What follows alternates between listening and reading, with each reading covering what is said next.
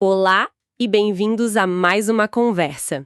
Hoje a gente mergulha numa obra fundamental, O Livro dos Médiuns, de Allan Kardec.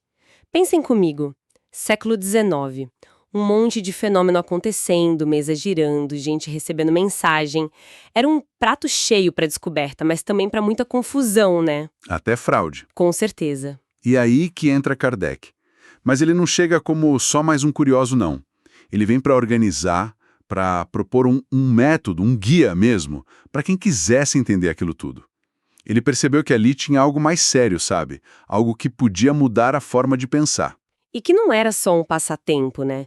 Ele queria tirar a mediunidade desse lugar de entretenimento ou superstição. Exatamente.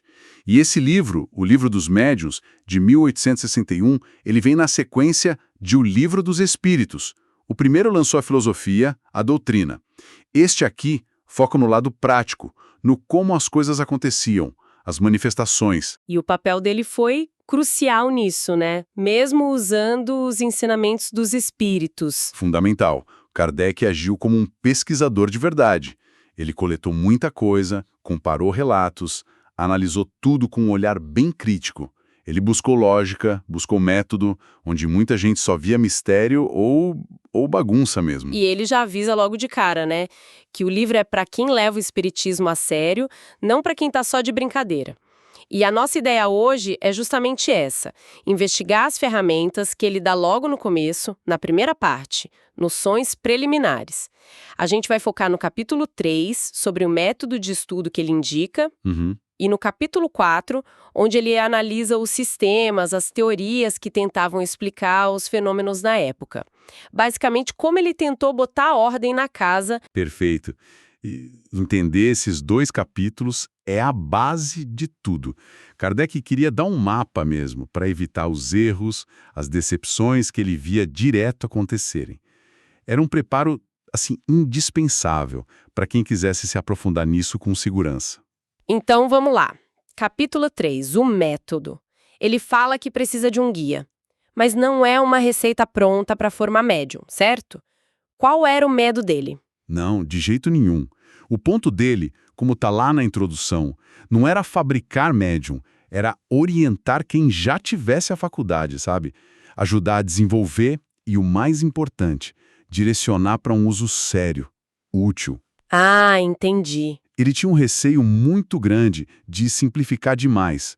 Ele recusou fazer um manual muito básico porque temia que isso levasse as pessoas a brincar com coisa séria, a tratar com leviandade um assunto que ele via como profundo, com consequências.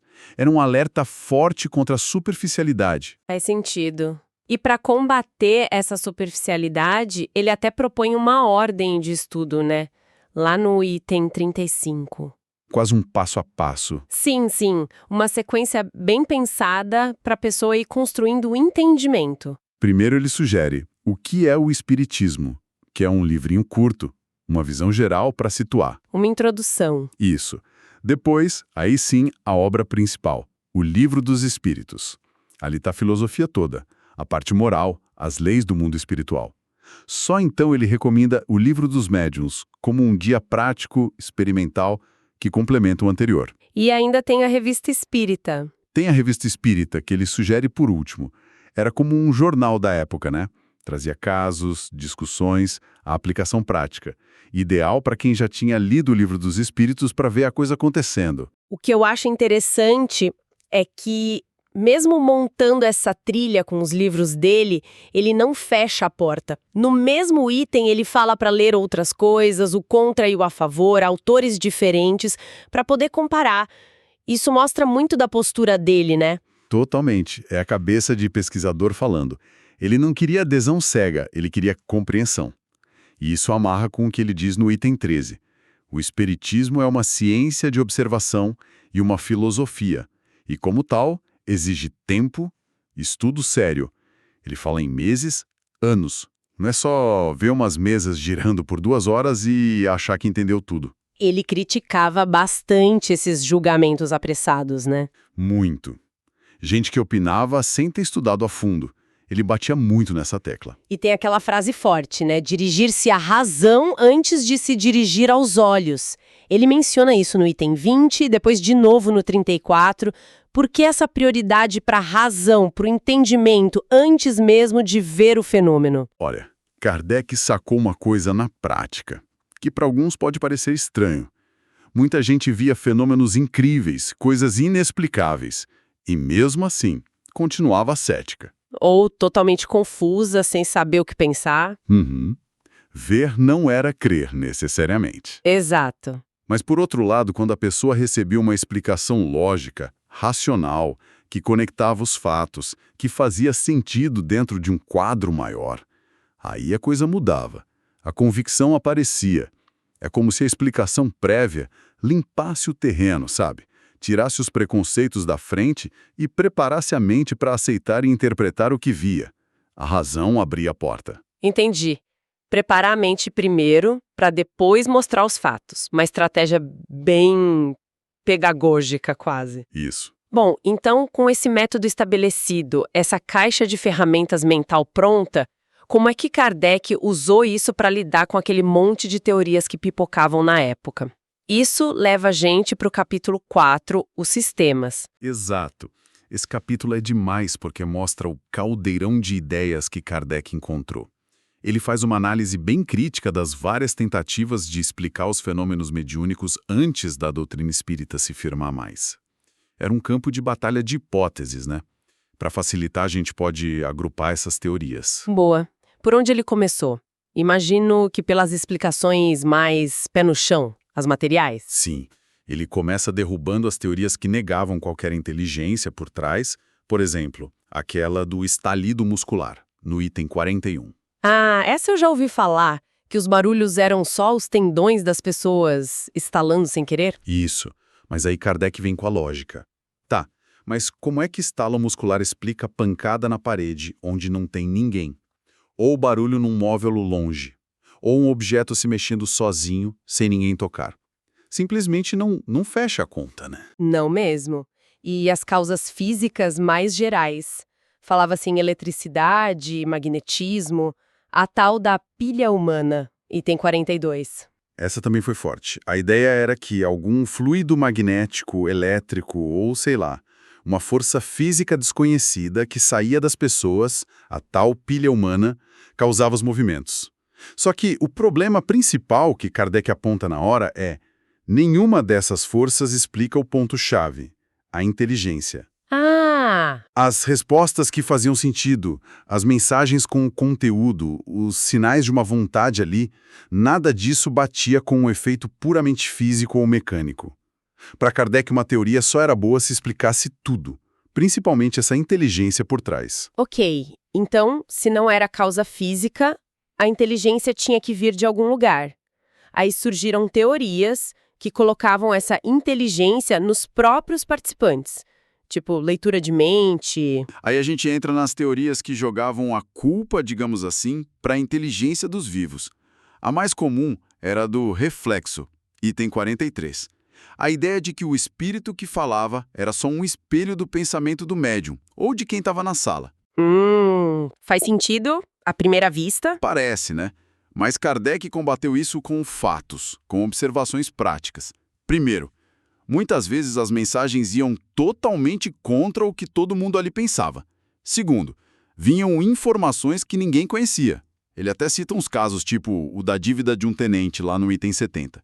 Terceiro, a espontaneidade. A iniciativa muitas vezes vinha da comunicação, não das pessoas. E tinha mais um ponto, né? Sobre o tipo de mensagem. Sim, o quarto ponto. Às vezes, numa reunião super séria, com gente educada, viam mensagens bobas, grosseiras até. Que reflexo estranho seria esse? Não batia com a teoria. Ele também cita rapidinho a alma coletiva, item 44, que seria parecida com essa do reflexo, e a ideia de ser a alma do próprio médium agindo fora do corpo, tipo sonambulismo, item 45. Isso, a hipótese sonambúlica. Seria o espírito do médium desdobrado agindo. Mas Kardec contrapõe. Olha, na maioria das vezes o médium está lá, acordado, consciente. E mais, às vezes os fenômenos aconteciam sem um médium óbvio por perto, ou até em lugares vazios. essas teorias também não explicavam tudo. Certo. Bom, depois de lidar com as explicações físicas e as que apontavam para a mente dos presentes, ele parte para as interpretações mais sobrenaturais, religiosas. E aí vem a famosa teoria da origem diabólica, itens 46 e 47. Essa devia ser bem popular na época, hein? Nossa, muito forte. A ideia de que era só o demônio que se comunicava era super comum. Mas aí Kardec usa a lógica de novo e de forma demolidora. O argumento principal dele é: gente, faz sentido o diabo, o pai da mentira, ficar dando conselho bom? É estranho, né? Pois é, mandando rezar, fazer caridade, perdoar, se humilhar de se submeter a Deus. Que estratégia maluca seria essa? Dar arma pro inimigo. Seria um diabo meio incompetente, vamos dizer assim, item 47, sexta. E ele questiona a própria lógica divina por trás disso, né? Tipo, por que Deus ia deixar só o mal se manifestar e proibir os bons de virem ajudar a consolar? Item 47, sétima, oitava. Exatamente. Seria uma parcialidade de Deus difícil de engolir. E Kardec ainda mostra como essa acusação de diabólico era muitas vezes puro preconceito de quem julgava. Ele dá um exemplo ótimo na nota de rodapé do item 47. Um padre que disse que uma mensagem era do diabo só porque ela discordava do poder temporal do Papa, o poder político da Igreja, mesmo o resto sendo super cristão. Ou seja, era mais uma questão de opinião do que de análise. Isso. A conclusão do Kardec é: tem que usar o bom senso, a razão, para separar o joio do trigo, para saber quem é bom e quem não é no mundo dos espíritos, do mesmo jeito que a gente faz aqui com as pessoas. Faz todo sentido. O mesmo critério. E tinha o extremo oposto também, a ideia de que só anjo ou Deus falava. Item 48. Tinha sim. Era o outro lado da moeda. Gente que achava que toda a comunicação vinha de cima, mesmo as mais absurdas ou claramente maldosas.